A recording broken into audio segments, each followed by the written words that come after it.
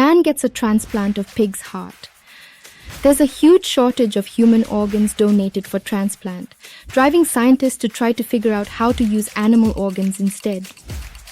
In a hospital in Maryland, USA, a doctor, Dr. Griffith, transplanted a heart from a pig that had undergone. American company Revivicor reportedly made 10 modifications.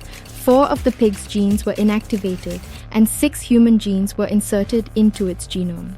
One of the pig's genes inactivated was to remove a sugar in its cells that's responsible for the hyperfast organ rejection. The patient's condition made him ineligible for a human heart transplant or a heart pump, so had to go with a genetically modified pig's heart.